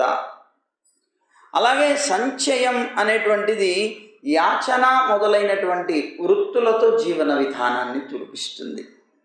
శాలీనం అనేటువంటిది అయాచితమైనటువంటి వృత్తి, అంటే అయాచితంగా వచ్చినటువంటి ఆహారాన్ని మాత్రమే స్వీకరిస్తూ జీవనం సాగించే గార్హస్థ్యం అన్నమాట. అంటే అయాచితం అంటే ఎవరిని అడగకుండా, ఎవరైనా తమంతట తాము ఇస్తే పొందేటువంటి. శిల అనేటువంటిది ఒకటి ఉన్నది, అది పరిగని ఏరుకొని జీవించడం. పరిగని ఏరుకొని జీవించడం అంటే ఇప్పుడు మన ఇవి ఉంటాయి చూడండి, పొలాల్లో నూర్పిళ్ళు అయిపోయిన తర్వాత రాలి పడినటువంటివి తీసుకోవడం. ఉంచే వృత్తి కూడా దగ్గర దగ్గర అలాంటిదే, రాలినటువంటి గింజల్ని ఏరుకొని జీవించేటువంటిది. ఇక వానప్రస్థం అంటున్నాం. వానప్రస్థంలో కూడా 4 రకాలు ఉన్నాయి. ఒకటి వైఖానసం అంటారు, రెండవది వాలఖిల్యము అని అంటారు, మూడవది ఔదుంబురము అంటారు, నాలుగవది ఫేనము అని అంటారు. వానప్రస్థంలో వైఖానసం 1, వాలఖిల్యం 2, ఔదుంబరం 3, ఫేనం 4. ఈ వైఖానసం అంటే ఇప్పుడు వానప్రస్థం అంటే గృహస్థాశ్రమం తర్వాత వచ్చేది. బ్రహ్మచర్యం అంటే ఇప్పుడు ముందు వాటి గురించి ముందు తెలుసుకొని వెళదాం. ముందు బ్రహ్మచర్యం అంటే ఏమిటి? ఎవరికైతే ఉపనయన సంస్కార యోగ్యత ఉన్నదని చెప్పిందో వేదం, 3 వర్ణాలకి, బ్రాహ్మణ, క్షత్రియ, వైశ్య వర్ణాలు, వాళ్ళు పుట్టుకతో అందరూ శూద్రులే, అంటే అందరూ ఇతరులే. కానీ సంస్కారం చేత బ్రాహ్మణత్వం వస్తుంది. సంస్కారం చేత అన్నప్పుడు ఉపనయన సంస్కారం చేత. బ్రాహ్మణుడికి 8 సంవత్సరాల వయస్సు కల్లా ఉపనయనం చేయాలి. క్షత్రియుడికి 10 సంవత్సరాల వయస్సు, వైశ్యుడికి 12 సంవత్సరాల వయస్సు. ఈ వయస్సులో ఉపనయనం చేయాలి. ఒకవేళ ఎప్పుడైనా దానికి దాటిపోతే 16 సంవత్సరాల లోపల ప్రాయశ్చిత్తంతో చేయొచ్చు. ప్రాయశ్చిత్తానికి కూడా అతీతం తర్వాతి సమయం. ఏమండి, బ్రహ్మచర్యం అని ఎందుకు పేరు వచ్చింది దానికి అని అంటే, 8 వర్షం బ్రాహ్మణముపనయీత తమధ్యాపయేత్ అంటోంది శాస్త్రం. 8 సంవత్సరాల వయస్సు గల బ్రాహ్మణుడికి ఉపనయనం చేయాలి, అతన్ని వేదంలో పడవేయాలి, అంటే వేదం చదివించాలి, వేదాధ్యయనంలోకి చేర్చాలి గురుకులంలో. అలాగే ముగ్గురు కూడా, వాళ్ళకి 10 సంవత్సరాలకి, వీళ్ళు 12 సంవత్సరాలు, వాళ్ళని కూడా చేర్చాలి. అయితే బ్రహ్మం అని వేదానికి కూడా పేరు, వేదానికి కూడా బ్రహ్మం అని పేరు. ఈ వేదంలోకి పడవేసినప్పుడు, వేదంలోకి చదువుకోవడానికి, అధ్యయనం చేయడానికి పెట్టినప్పుడు అతను వేదంలో చరిస్తాడు కనుక, ఇక వేదాధ్యయనంతోనే తన జీవితం అంతా నడుపుకుంటాడు, జీవన యాత్ర నడుపుతాడు కనుక అతనికి బ్రహ్మమందు చరించువాడు కనుక బ్రహ్మచారి అని పేరు వచ్చింది. ఆ బ్రహ్మచారి చేసేటువంటి కృత్యం బ్రహ్మచర్యం అన్న. ఇది బ్రహ్మచర్యం. ఈ బ్రహ్మచర్య సమయంలోనే మనం యజ్ఞోపవీత ధారణం చేసుకొని ఉంటాం. ఉపనయన సంస్కారం అయినప్పుడు బ్రహ్మచర్యంలోకి వచ్చిన తర్వాత తప్పనిసరిగా మనం సంధ్యావందనాది క్రియలు చెయ్యాలి. సరే, ఇవాటి రోజుల్లో అన్నీ మారిపోయాయి. చాలామంది వైశ్యులు ఎవరిని కదిలించినా మాకు ఆచారం లేదండి, రేపు పెళ్ళనగా ఈవేళ ఉపనయనం చేసుకోవడం మాకు ఆచారం అని అంటున్నారు. కానీ యథార్థం కాదు, శాస్త్రానుసారంగా ఇది విధానం. సరే, మొత్తం మీద ఇది బ్రహ్మచర్యం. అయితే ఇతను చదువు పూర్తి చేస్తాడు గురువుగారి దగ్గర. వేదాధ్యయనం పూర్తి అయిపోయిన తర్వాత గురువుగారు అతన్ని ఇంటికి పంపిస్తాడు. నాయనా, ఇంకా నువ్వు గృహస్థాశ్రమం తీసుకొని ఈ సృష్టి క్రమంలో నువ్వు కూడా జీవనం సాగించు అని ఆజ్ఞ ఇస్తాడు. సరే, ఆ గురువుగారి యొక్క ఆజ్ఞ తీసుకొని అతను బ్రహ్మచర్యాశ్రమం నుంచి గృహస్థాశ్రమానికి వస్తాడు. ఆ గృహస్థాశ్రమంలో తాను జీవనం సాగిస్తాడు. ఆ బ్రహ్మచర్యం గృహస్థం చెప్పాడు. గృహస్థాశ్రమం ఎంత మటుకు? బ్రహ్మచర్యం అయితే చదువు పూర్తి ఎంత మటుకు, అక్కడి నుంచి గృహస్థాశ్రమానికి వచ్చాడు. మరి గృహస్థాశ్రమం అదెంత మటుకు ఉండాలి అంటే, తమ పిల్లలు పెద్దవాళ్ళై వాళ్ళకి సర్వము కూడా, అంటే వారి జ్ఞానం వచ్చి వారి జీవన విధానంలో జీవించడం అలవాటయ్యి వారు జీవించడం అనేటువంటిది ప్రారంభించి కొంతగా సుఖంగా జీవనం సాగిస్తున్నప్పుడు నీకున్నటువంటి ఆస్తిపాస్తులు వాళ్ళకి పంచేసి, నాయనా మీరు సుఖంగా మీ జీవితం మీరు గడుపుకోండి, మీ జీవితంతో ఇక మాకు సంబంధం లేదు అని వాళ్ళంతా ఒక స్థితికి వచ్చేసిన తర్వాత వాళ్ళని వదిలేసేయాలి. స్థితికి రావడం అంటే మా పిల్లలు ఇంకా ఇదిగానే ఉన్నారండి, ఏ కొద్దిగా ఉన్నా మనకి వాళ్ళు స్థితిగా అన్నట్టుగానే అనిపిస్తూ మనమే గడుపుకుంటూ వెళ్ళిపోతాం. యథార్థంగా వానప్రస్థాశ్రమం ఆ పిల్లలు వాళ్ళకి రెక్కలు వచ్చి ఎగిరిపోయేంత మటుకు మాత్రమే గృహస్థాశ్రమం.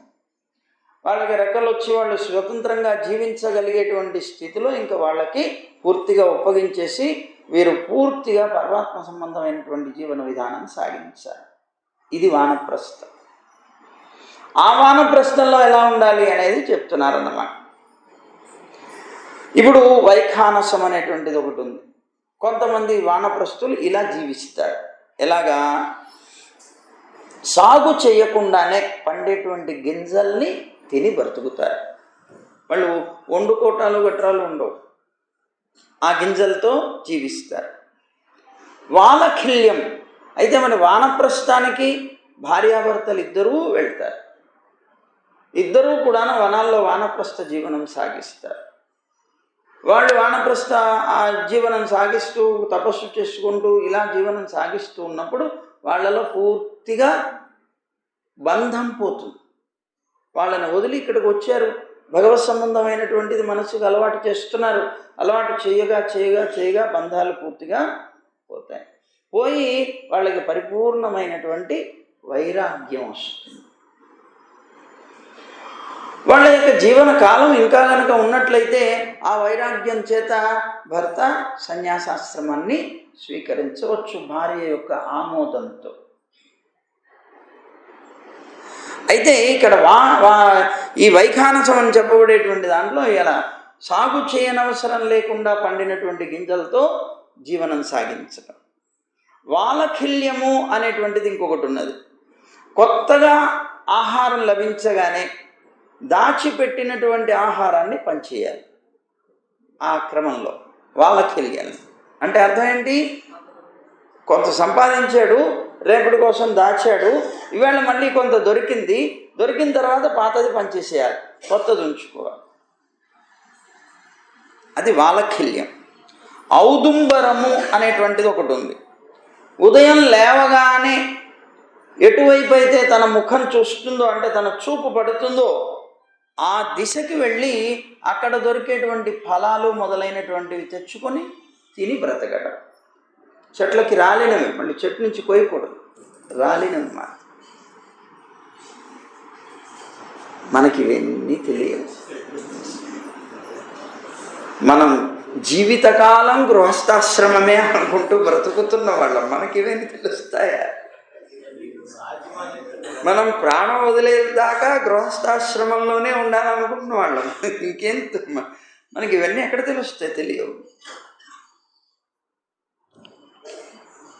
అట్లా అన్నమాట. సరే, ఇక భేనం అనేటువంటిది ఫేనవము అని అంటారు దాన్ని. ఈ ఫేనవం అనేటువంటి దాంట్లో రాలినటువంటి పండ్లని ఏరుకొని తినడం, దాంట్లోనూ దీంట్లోనూ దగ్గర దగ్గర అట్లా. ఇది ఈ 4 కూడా వానప్రస్థం అంట. తర్వాత సన్యాసం చెప్పాం కదా.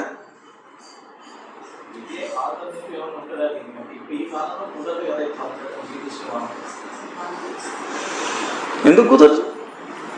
కుదిరించుకోవాలనుకున్న వాళ్ళు ఎంతమంది కుదిరించుకుంటూనే ఉన్నారు. పిల్లలందరికీ బాధ్యతలు ఒప్పగించేసి వాళ్ళు వెళ్ళిపోయి ఏ తీర్థ స్థలాల్లోనో ఏ దివ్య దేశాల్లోనో జీవనం సాగిస్తున్నారు ఇప్పటికీ. అయితే ఈ ఆహారం ఇలా తీసుకోవడం అనేటువంటిది, ఎక్కడైనా చెట్లు చామలు ఉంటే అక్కడ తింటారు కదా, లేదు ఆలయాల్లో ప్రసాదం తిని బతకాలి అట్లా. సరే, ఇప్పుడు అడవులు కూడా లేవులేండి, అడవుల్లో నివసించాలి. వనాల్లో నివసించడానికి వనాలు కూడా లేవు. ఇక సన్యాసం 4వ ఆశ్రమ ధర్మం. మళ్ళీ దీంట్లో కూడా 4 రకాలైన ఉన్నాయి.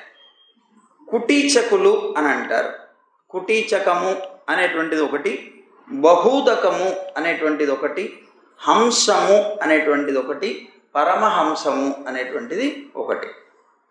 కుటీచకము అనంటే కుటీరం కట్టుకొని ఆశ్రమ ధర్మాల్ని పాటిస్తూ జీవించడం, వాళ్ళని కుటీచకులు అని అంటారు. బహూదకము అనేటువంటిది ఒకటి ఉన్నది. దాంట్లో కర్మ అప్రధానమని భావిస్తారు, జ్ఞానం మాత్రమే ప్రధానమని భావించి కర్మలన్నీ కూడాను వదిలేసేసి, అంటే నిత్యకర్మలు మనం చేయవలసినవి ఏవైతే ఉన్నాయో అన్నీ కూడా వదిలేస్తారు. వదిలేసి జ్ఞానాన్ని మాత్రమే సేవించేటువంటి వాళ్ళు బహూదకులు అని చెప్పబడతారు. హంసలు అని చెప్పబడేటువంటి వారు ఉన్నారు, వాళ్ళు నిష్ఠతో జ్ఞానాభ్యాసం చేసేటువంటి వారు. పరమహంసలని చెప్పబడేటువంటి వారు ఉన్నారు, బ్రహ్మతత్వ జ్ఞానార్జనం చేసేటువంటి వారు. ఇలా 4 రకాలుగా ఉన్నారు. తర్వాత బ్రహ్మదేవుడు తాను వదిలేసినటువంటి శరీరం నుంచి యక్షులు రాక్షసులు జన్మించారట. ఎప్పుడు వదిలేశాడండి ఆయన అంటే, ఆయన ఒక శరీరాన్ని ధరించాడు, తమోగుణమైనటువంటిది, తమోమయమైనటువంటి సృష్టికి. ఆయన శరీరాన్ని ధరించినప్పుడు ఆ శరీరం నుంచి యక్షులు రాక్షసులు పుట్టారు. ఆ శరీరం నుంచే ఆకలి దప్పులు పుట్టినాయి. ఈ ఆకలి దప్పులతో అలమటిస్తున్నారు ఈ పుట్టినటువంటి యక్షులు రాక్షసులు ఆ తమోమయమైనటువంటి శరీరం నుంచి. ఆ పుట్టినటువంటి వాళ్ళందరూ కూడా ఈ ఆకలికి దప్పికకి తట్టుకోలేకపోయారు. ఆయనకి వెతికితే ఎవరూ కనిపించలేదు, బ్రహ్మ కనిపించాడు, ఆయన్ని తినేద్దామని బయలుదేరారు వాళ్ళు. ఈ పుట్టినటువంటి సృష్టి వాళ్ళు పరిగెట్టుకుంటూ బ్రహ్మదేవుడి దగ్గరికి తినడానికి వస్తూ ఉంటే మా రక్షతైనం జక్షత్వం అంటున్నారు, కొంతమంది అరుస్తున్నారు. రక్షించద్దు అంటున్నారు కొంతమంది ఆయనేమో రక్షించండి రక్షించండి అంటున్నాడు. కొంతమంది అరిచారట ఇందులో రక్షించద్దు అని, కొంతమంది అన్నారట భక్షించండి అన్నారు. సరే, ఈ ఉన్నటువంటి వాళ్ళలో వాళ్ళు ఇలా అంటూ ఉంటే చతుర్ముఖ బ్రహ్మకి భయం వేసిందిట. నన్ను తినకండి, రక్షించండి రక్షించండి అని అరుస్తూ ఉన్నాడు. అరుస్తూ ఉన్నప్పుడు ఎవరైతే రక్షించొద్దన్నారో, ఎవరైతే భక్షించండి అన్నారో వాళ్ళిద్దరికి 2 పేర్లు పెట్టాడు. ఏమిటిట? భక్షించండి అనేటువంటి వాళ్ళని యక్షులు అన్నారు, రక్షించవద్దు అన్నటువంటి వారిని రాక్షసులు అన్నారు. ఆయా గుణాలు అన్నమాట వాళ్ళది. ఆ గుణాలను బట్టి ఆయా పేర్లు పెట్టి తర్వాత బ్రహ్మ సాత్వికి ప్రభతోటి ఇంకొక శరీరాన్ని ధరించాడు. ఈ శరీరాన్ని వదిలేసి అది సాత్విక ప్రభతోటి దేదీప్యమానంగా వెలుగుతోందిట. అప్పుడు దాని నుంచి తాత్వికమైనటువంటి సృష్టి ప్రారంభించాడు. అందులో నుంచి దేవతలు పుట్టారట. వాళ్ళు క్రీడిస్తున్నారట. ఆ క్రీడిస్తున్నప్పుడు ఆ చతుర్ముఖ బ్రహ్మ సృష్టించినటువంటి ప్రభ అది పగలై ప్రకాశించిందిట. ఆ తర్వాత బ్రహ్మ తన యొక్క తొడల నుంచి అసురులను సృష్టించాడు. వారు కామాసక్తులయ్యారట. ఆ అసురులు సృష్టింపబడినటువంటి వాళ్ళందరూ కామాసక్తులై చతుర్ముఖ బ్రహ్మతో మైథునం కోసం పరిగెట్టుకుంటూ వచ్చారట. అప్పుడు బ్రహ్మ వీళ్ళు పరిగెట్టుకుంటూ వస్తుంటే చూసి నవ్వేట బాబు. కానీ వాళ్ళు తన మీదకి పడేలా ప్రయత్నం చేస్తుంటే అరేరే సిగ్గు విడిచి నా మీదకి వస్తున్నారు అని భయపడిపోయి పరిగెట్టుకుంటూ విష్ణువు దగ్గరికి వెళ్ళి విష్ణువు పాదాలు పట్టుకున్నట్ట. నారాయణ రక్షించవయ్యా, వీళ్ళు నా మీద పడుతున్నారు, నువ్వేమో సృష్టి చేయమన్నా చేద్దాం కదా అనుకుంటే వీళ్ళు కామాతులని నా మీద పడుతున్నారు అని పరిగెట్టుకుంటూ వెళ్ళి ఆయన్ని ఆశ్రయించారట. నిన్ను ఆశ్రయిస్తే ఎలాంటి కష్టమైనా కూడా పోతుంది కనుక నువ్వు రక్షించు అని ప్రార్థించాట. అప్పుడు ఆయన యొక్క ఆతురతను చూసి పరమాత్మ, నీ శరీరం కామకలుషితమైంది, ఆ శరీరం కామకలుషితంగా ఉంది కనుక దీన్ని వదిలేసేయి అన్నాడు. అప్పుడు భగవంతుని యొక్క ఆదేశానుసారం బ్రహ్మ తన యొక్క ఈ శరీరాన్ని కూడా వదిలేశాడు. అది సంధ్యాసుందరి అయిందిట ఆ శరీరం. ఈ సంధ్యాసుందరి చాలా అందమైంది. చూడండి, లోకంలో ఎవరికైనా సంధ్యా సమయం చాలా అందంగా అనిపిస్తుంది, చాలా ఆనందాన్ని కలిగిస్తుంది. ఈ సంధ్యాసుందరి వెంబడబడ్డారట ఈ అసురులు, వెళ్ళిపోయారు. అందుకనే సంధ్యాకాలం అసురులకి బలాన్నిచ్చే కాలం. అసుర సంధ్య వేళ అంటుంటారు చూడండి. అసురులు ఎక్కువగా ఇష్టపడేటువంటి ఆ సంధ్య అని చెప్పబడేటువంటి సుందరిగా మారిపోతే ఈ శరీరం, దాని వెనకాల పడ్డారట ఆ సంధ్యాకాలమే. తర్వాత మళ్ళీ చతుర్ముఖ బ్రహ్మ కాంతిమయమైనటువంటి ఇంకో దేహాన్ని సృష్టించుకున్నారు, పొందారు. అప్పుడు ఆ శరీరం నుంచి గాన గంధర్వులని అప్సరసల్ని సృష్టించాడు. ఇక మళ్ళీ ఆ శరీరాన్ని కూడా వదిలేశాడు. దాన్ని విశ్వావసువు మొదలైనటువంటి వాళ్ళు చాలా ప్రీతితో మోసుకుపోయారు. తర్వాత సోమరితనం వచ్చింది. ఆ సోమరితనం నుంచి చతుర్ముఖ బ్రహ్మకి ఒక శరీరం వచ్చింది. ఆ సోమరితనానికి ప్రధానమైనటువంటి ఈ శరీరం నుంచి భూత, ప్రేత, పిశాచాదులు మొదలైనటువంటి వాటన్నిటిని సృష్టించాడు. అవన్నీ కూడాను తలలు విరబోసుకొని దిశములతో అక్కడ తిరగడం ప్రారంభించాయి. చీచీ చీచీ అని చతుర్ముఖ బ్రహ్మ కన్నులు మూసుకున్నట్ట. ఆ బ్రహ్మ ఆ సోమరి ఇంకా కళ్ళు మూసుకొని ఇక ఆ శరీరాన్ని కూడా, ఆ సోమరి శరీరాన్ని కూడా వదిలిపెట్టేశాట. అప్పుడు ఆ శరీరాన్ని భూతాలు, పిశాచాలు, ప్రేతాలు ఇవన్నీ పట్టుకెళ్ళిపోయాయి. తేజోమయమైనటువంటి రూపాన్ని ధరించి ఆ అదృశ్య రూపాన్ని సాధ్యుల్ని, పితృదేవతల్ని సృష్టించాట. అంటే తేజోమయమైనటువంటి అదృశ్య రూపాన్ని ధరించాడు. దాని నుంచి ఈ అదృశ్య రూపం కలిగినటువంటి సాధ్యుల్ని, పితృదేవతల్ని సృష్టించాట. సరే, అప్పుడు మళ్ళీ ఆ శరీరాన్ని వదిలేశాడు. వదిలేస్తే తమ సృష్టికి కారణమైనటువంటి ఆ తేజో రూపాన్ని వాళ్ళందరూ గ్రహించాట. ఇంకా తర్వాత బ్రహ్మ అంతర్ధాన రూపాన్ని ధరించాట. ధరించి దాంట్లో నుంచి సిద్ధులని, విద్యాధరులని సృష్టించాడు.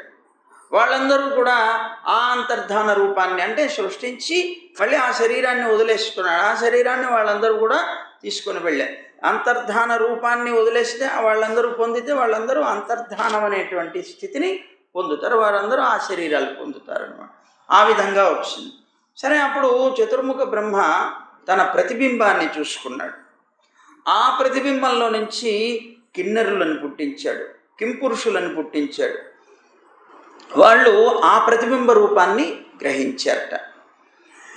ఇంక ఇలా చేస్తూ ఉన్నా కూడా సృష్టి వృద్ధి కావడం లేదు. ఎవరిని సృష్టిస్తున్నారో వాళ్ళు మాత్రమే ఉంటున్నారు తప్ప ఇక పెరగడం లేదు సృష్టి. ఆశ్చర్యపోయాడు ఇతను. చిచి ఇలా అయిపోయింది ఏమిటి అని పాపం కాళ్ళు చేతులు జాపుకొని పడుకున్నట్టు ఆలోచన చేసి, ఏమిటి ఈ సృష్టి పెరగడం లేదు, నేనైతే ఈ సృష్టి ఇలా చేసుకుంటూ వెళుతున్నానే, ఇది ఎలా పెరుగుతుంది, ఇది ఏమిటి గొడవ అని పాపం ఆయన ఆలోచన చేస్తూ అలా పడుకున్నాడు. ఆ పడుకొని కాళ్ళు చేతులు నలుపుకున్నట్ట. అందువల్ల ఆయనకుండేటువంటి రోమాలన్నీ రాలిపడ్డాయట.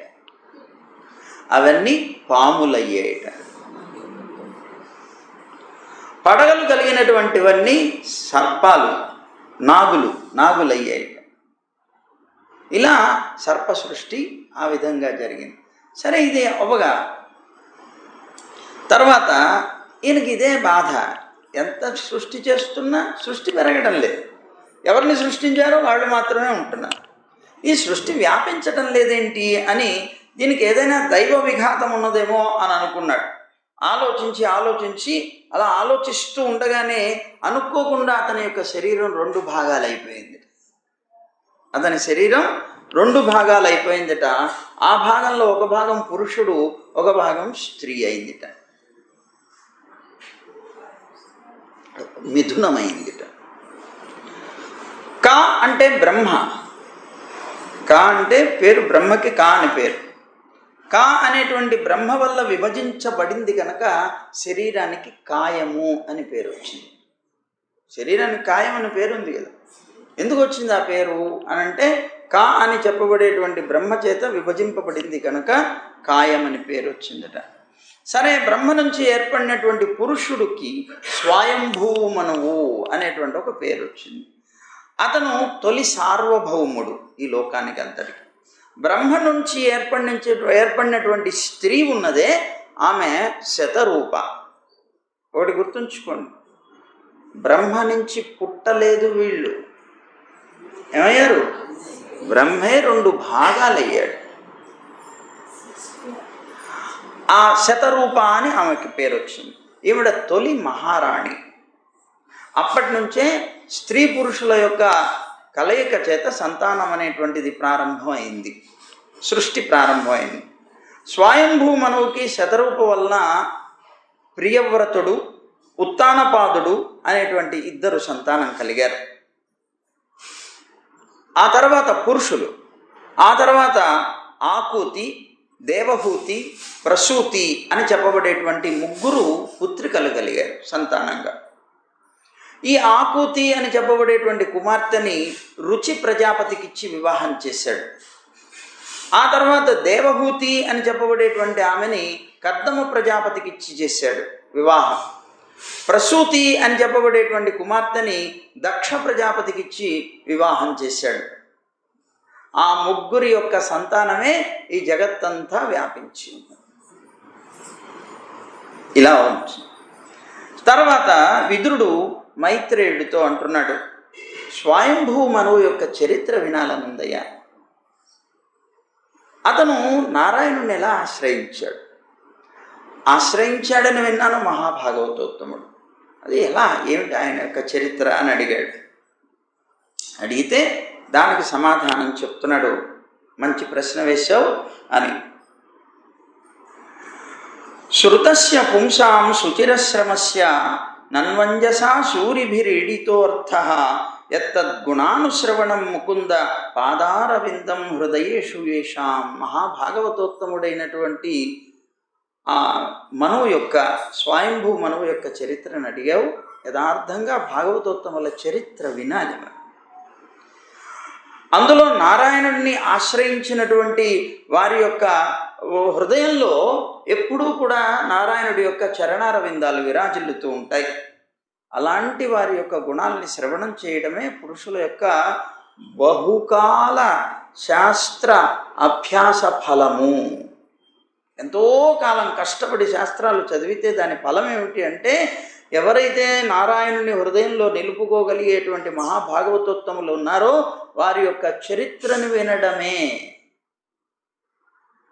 అదే వీళ్ళకి ఉత్తమ గతిని కలిగిస్తుంది అని పండితులు చెప్తున్నారయ్యా అని చెప్పారు. చెప్పి స్వయంభువుడు బ్రహ్మని తన కర్తవ్యం ఏమిటి అని పుట్టాడు కదా.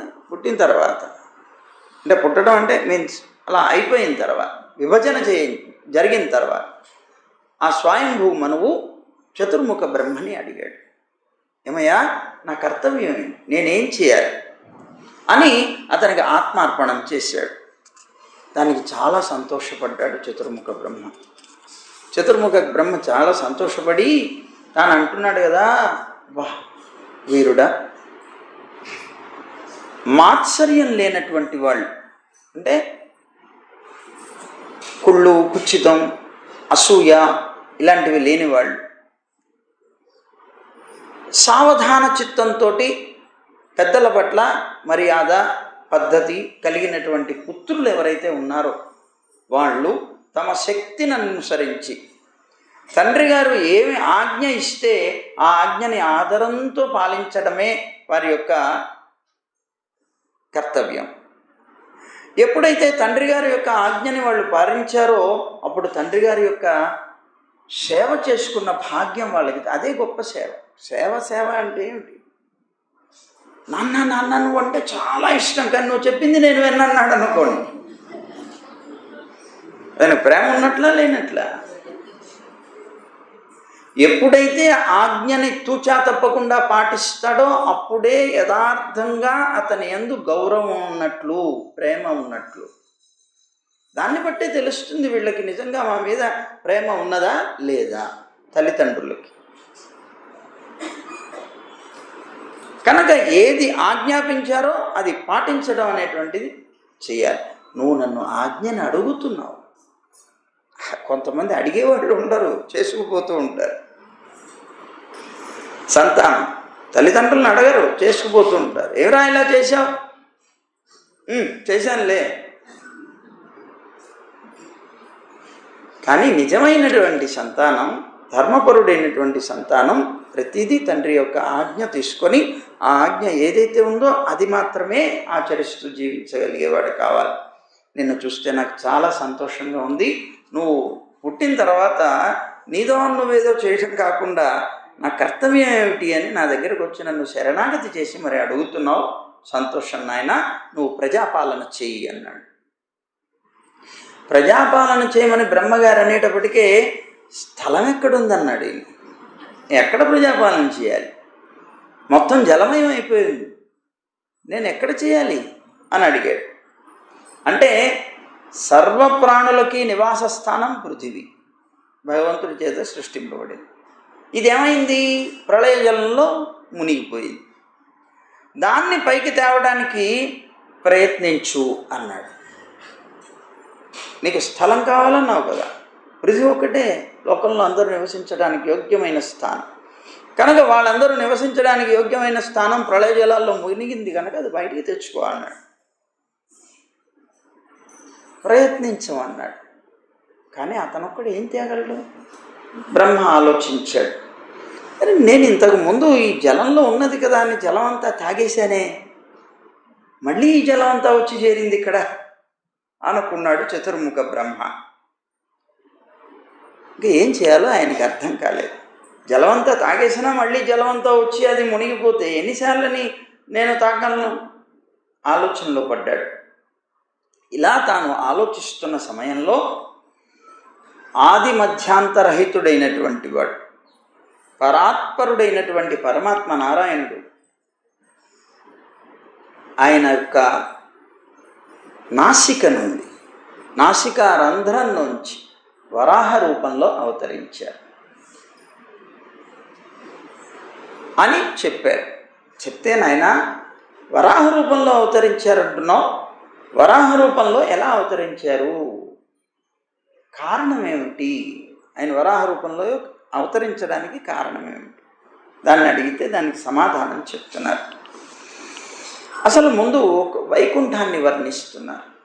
వైకుంఠధామం, ఆదివరాహ అవతారం రావడానికి కారణమైనటువంటి వైకుంఠ వర్ణన. అయితే ఇదంతా మనం సాయంత్రం చెప్పుకోవడం చాలా మంచిది. ఒకే విధానంలో మనకి నడుస్తుంది కనుక ఇక్కడ ఆపేద్దాం. సర్వం శ్రీకృష్ణ. ఒక 10 నిమిషాల ముందు ఆపుతున్నాం. అంటే మీకు ఆ ఏమంటారు కనెక్షన్ ఉంటుంది, అందుకోసం అని ఒకసారి ఇదంతా చెప్పుకుంటారు. సర్వం శ్రీకృష్ణార్పణం. గోవింద జయ జయ గోపాల జయ జయ,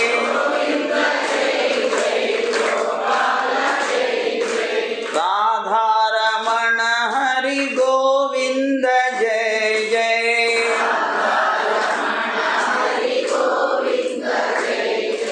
గోవింద జయ జయ గోపాల జయ జయ,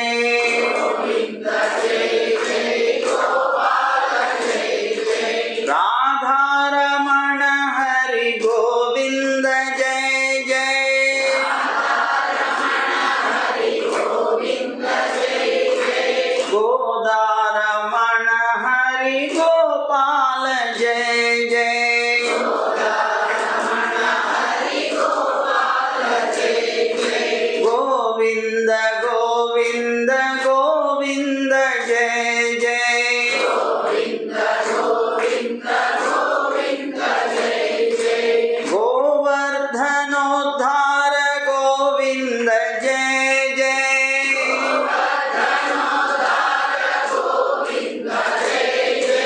गोपी मनोहर मुकुंद जय जय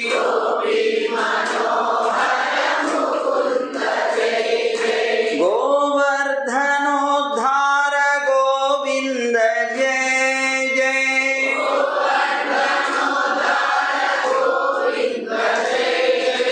गोपी मनोहर मुकुंद जय जय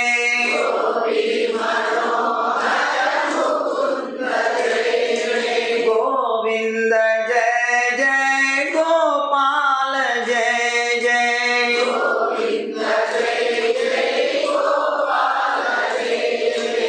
गोविंद जय जय गोपाल जय जय